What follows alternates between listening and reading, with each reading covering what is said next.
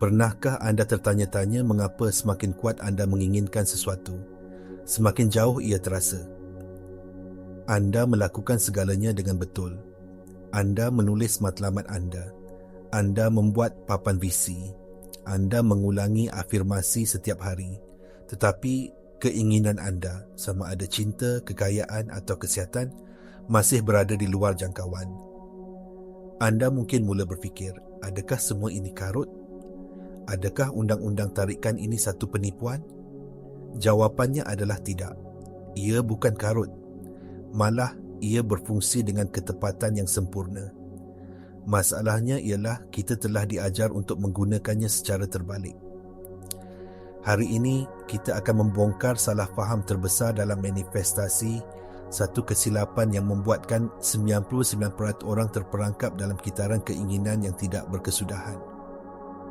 Kita akan meneroka bagaimana fizik kuantum, neuroscience dan kebijaksanaan kuno semuanya menuju kepada satu kebenaran yang radikal. Untuk mengubah realiti anda mesti berhenti meminta dan mula menjadi. Ini bukan tentang berharap, ini tentang penjelmaan.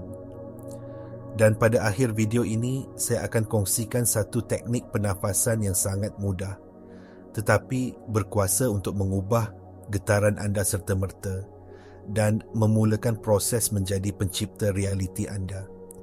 Kesilapan fundamental yang kita semua lakukan adalah mempercayai bahawa alam semesta adalah seperti sebuah mesin layan diri.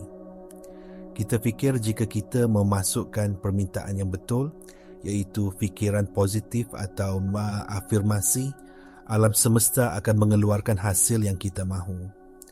Tetapi alam semesta bukanlah mesin layan diri. Ia adalah sebuah cermin yang sempurna. Ia tidak memberi anda apa yang anda minta. Ia memantulkan kembali siapa diri anda pada tahap getaran. Apabila anda berada dalam keadaan menginginkan sesuatu, apakah mesej sebenar yang anda hantar ke medan kuantum? Anda sedang menghantar frekuensi ketiadaan. Keinginan itu sendiri adalah pengakuan bahawa anda tidak memilikinya sekarang. Harapan adalah pengakuan bahawa ia belum ada di sini. Menunggu adalah pengakuan bahawa ia masih di masa depan. Setiap emosi ini, keinginan, harapan, penantian, bergetar pada frekuensi kekurangan. Dan kerana alam semesta adalah cermin, ia hanya boleh memantulkan kembali lebih banyak kekurangan kepada anda. Inilah paradoks kejam keinginan. Tindakan menginginkan sesuatu secara literal, menolaknya jauh daripada anda. Jadi, apakah penyelesaiannya? Penyelesaiannya adalah dengan beralih dari keinginan kepada penjelmaan. Ini adalah ajaran teras ahli mistik seperti Neville Goddard, yang menyebutnya sebagai mengandaikan perasaan hajat yang telah terlaksana. Saya memanggilnya keadaan pencipta. Ini adalah keadaan di mana frekuensi dalaman anda, iaitu fikiran, emosi dan kepercayaan anda, menjadi tidak dapat dibezakan daripada realiti yang ingin anda alami. Anda tidak lagi meminta kekayaan. Anda menjelmakan frekuensi kelimpahan. Anda tidak lagi berharap untuk cinta. Anda memancarkan tenaga cinta dan keutuhan dari dalam diri anda. Apabila anda melakukan ini, cermin itu tidak mempunyai pilihan lain selain memantulkan realiti baru itu kembali kepada anda. Anda tidak mengubah pantulan dengan menjerit pada cermin. Anda mengubah pantulan dengan mengubah diri anda terlebih dahulu. Tetapi mengapa begitu sukar untuk hanya menjadi orang yang kita inginkan? Mengapa walaupun selepas kita memahami konsep ini, kita masih kembali kepada corak lama keraguan dan kekurangan? Jawapannya terletak jauh di dalam sistem operasi kita. Minda separa sedar. Ahli neuroscience seperti Dr. Bruce Lipton telah menunjukkan bahawa 95% daripada kehidupan kita dikendalikan oleh program dalam minda separa sedar kita. Fikiran sedar anda yang 5% itu mungkin mahukan kelimpahan. Tetapi jika minda separa sedar anda telah diprogramkan dengan kepercayaan seperti wang itu jahat, Atau saya tidak cukup baik sejak kecil, maka itulah program yang sedang berjalan. Minda separa sedar, anda tidak memahami logik atau masa depan. Ia hanya memahami perasaan dan identiti. Identiti anda adalah gabungan pemikiran dan perasaan yang telah anda amalkan berulang kali, sehingga ia menjadi keadaan kewujudan bawah sedar anda. Jika anda telah menghabiskan 30 tahun berasa tidak selamat dari segi kewangan, identiti separa sedar anda adalah seseorang yang sentiasa bergelut. Jadi apabila anda cuba mengafirmasi saya kaya, minda dan badan anda memberontak. Terdapat konflik dalaman, satu keadaan yang tidak koheren. Anda menghantar isyarat yang bercampur baur ke medan kuantum, dan alam semesta, cermin yang sempurna itu, hanya memantulkan kembali kekeliruan dan konflik itu kepada anda. Kegagalan manifestasi anda yang lalu bukanlah bukti bahawa proses itu tidak berfungsi. Ia adalah bukti bahawa ia berfungsi dengan sempurna. Ia sentiasa memantulkan keadaan sebenar dalaman anda, bukan angan-angan anda. Untuk benar-benar berubah, anda mesti melampaui pemikiran positif dan memulakan proses pengkondisian semula identiti pada tahap selular. Jadi, bagaimana kita boleh memintas minda sedar yang analytical dan menanam identiti baru ini terus ke dalam sistem operasi separa sedar kita? Jawapannya adalah lebih dekat daripada yang anda sangka.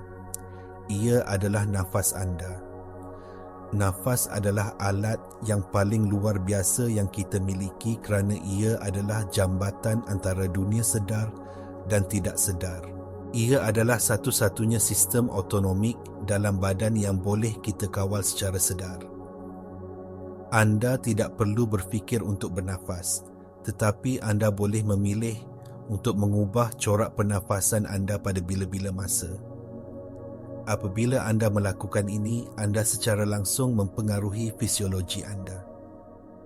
Pernafasan yang perlahan dan dalam mengaktifkan sistem saraf parasimpatetik, mengeluarkan anda dari mod lawan atau lari yang didorong oleh hormon stres seperti kortisol dan membawa anda ke dalam keadaan rehat dan pemulihan.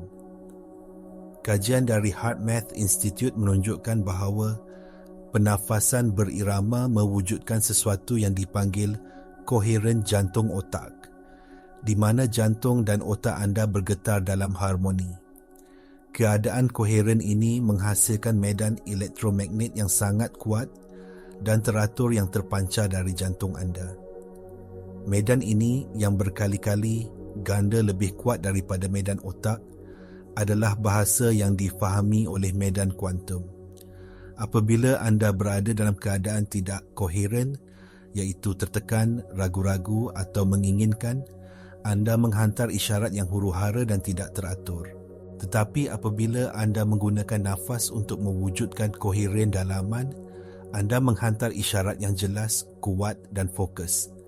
Anda menjadi laser, bukan mentol lampu yang berselerak. Anda secara literal mengubah frekuensi getaran anda melalui tindakan pernafasan yang disengajakan. Sekarang, mari kita kaitkan semua ini dengan salah satu prinsip yang paling membingungkan, tetapi mendalam dalam fizik. Kesan pemerhati dalam teori kuantum.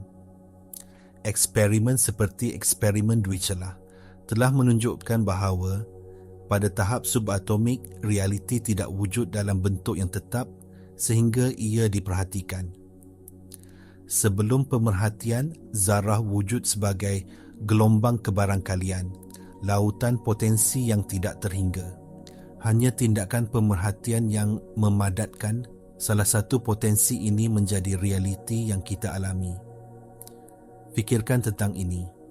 Medan kuantum adalah lautan potensi yang tidak terhingga di mana setiap realiti yang mungkin sudah wujud.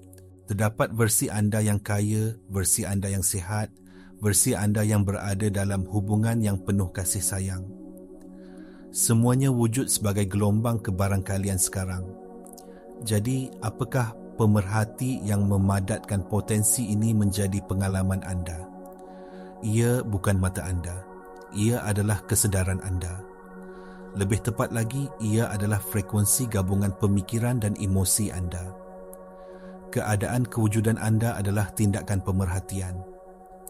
Apabila keadaan kewujudan anda adalah kekurangan, anda memadatkan realiti kekurangan dari lautan potensi. Anda secara literal memilihnya dengan frekuensi anda.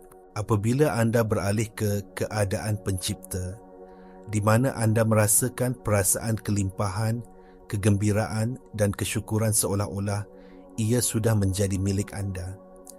Anda menyelaraskan frekuensi anda dengan potensi itu dalam medan kuantum. Anda menjadi pemerhati yang memadatkan realiti kelimpahan. Ini bukan angan-angan, ini adalah fizik. Anda tidak mencipta sesuatu dari ketiadaan. Anda memilih dari infinity. Dan alat pilihan anda adalah keadaan kewujudan anda yang dikawal oleh perasaan anda. Dan pintu masuk kepada perasaan itu adalah nafas anda. Kegagalan anda pada masa lalu untuk mewujudkan apa yang anda inginkan bukanlah kerana anda tidak layak. Ia adalah kerana anda secara tidak sedar telah menjadi pemerhati yang mahir dalam memadatkan realiti yang tidak anda inginkan. Berita baiknya ialah kemahiran yang sama boleh digunakan untuk memadatkan realiti impian anda. Anda hanya perlu menukar frekuensi pemerhatian anda. Sekarang kita sampai ke bahagian di mana teori menjadi amalan. Bagaimana anda boleh mula memupuk keadaan pencipta ini setiap hari? Saya akan kongsikan satu ritual pernafasan yang saya panggil ritual pernafasan saya adalah. Ia sangat mudah tetapi amat mendalam. Saya adalah dua perkataan yang paling berkuasa dalam bahasa manusia. Ia bukan satu permintaan. Ia adalah satu pengisytiharan kewujudan. Apabila anda berkata, saya adalah, anda sedang mengarahkan alam semesta tentang siapa diri anda. Inilah cara melakukannya. Cari tempat yang tenang di mana anda tidak akan diganggu selama 5 minit. Duduk tegak dengan selesa, tutup mata anda. Mulakan dengan menarik nafas perlahan-lahan melalui hidung anda kira hingga 4. Semasa anda menarik nafas, dalam fikiran anda sebut perkataan saya. Rasakan udara memenuhi paru-paru anda. Rasakan tenaga kehidupan memasuki badan anda. Kemudian, hembus nafas perlahan-lahan melalui mulut anda, kira hingga 6. Semasa anda menghembus nafas, dalam fikiran anda sebut perkataan adalah. Rasakan sebarang ketegangan, keraguan atau ketakutan meninggalkan badan anda bersama nafas itu. Ulangi kitaran ini, tarik nafas, saya. Hembus nafas, adalah. Lakukan ini selama sekurang-kurangnya 5 minit. Jangan hanya menyebut perkataan itu, rasakannya. Semasa anda menarik nafas saya, rasakan kuasa dan potensi tak terhingga yang ada dalam diri anda. Semasa anda menghembus nafas adalah, rasakan kepastian dan ketenangan kewujudan itu. Amalan ini meminta minda analitikal yang mungkin berhujah, tetapi saya tidak kaya atau saya tidak sihat. Saya adalah kenyataan yang lengkap. Ia adalah keadaan kewujudan yang murni. Dengan menyegerakannya dengan nafas anda menanam identiti baru ini terus ke dalam sistem saraf dan medan tenaga anda. Lakukan ritual ini setiap pagi sebelum anda memulakan hari anda dan setiap malam sebelum anda tidur. Jadikan ia sauh anda. Apabila anda mula mengamalkan ini, anda mungkin akan menghadapi tentangan. Minda anda akan memunculkan 1000 sebab mengapa ini tidak akan berjaya. Anda akan teringat semua kegagalan masa lalu anda. Emosi lama seperti ketakutan, rasa bersalah atau rasa tidak layak mungkin timbul ke permukaan. Ini adalah perkara biasa. Sebenarnya, ia adalah satu petanda yang baik. Ia bermakna anda sedang mengganggu program lama. Identiti lama anda sedang berjuang untuk terus hidup. Kuncinya di sini ialah jangan melawan ataupun menghakimi pemikiran ataupun perasaan ini. Hanya perhatikan mereka. Lihat mereka sebagai awan yang berlalu di langit kesedaran anda. Mereka bukan anda. Mereka adalah sisa-sisa program lama. Setiap kali keraguan muncul, kembali kepada sauh anda, nafas anda. Tarik nafas saya, hembus nafas adalah. Dengan setiap nafas, anda mengukuhkan identiti baru anda dan melemahkan yang lama. Fikirkan ia seperti melatih otot.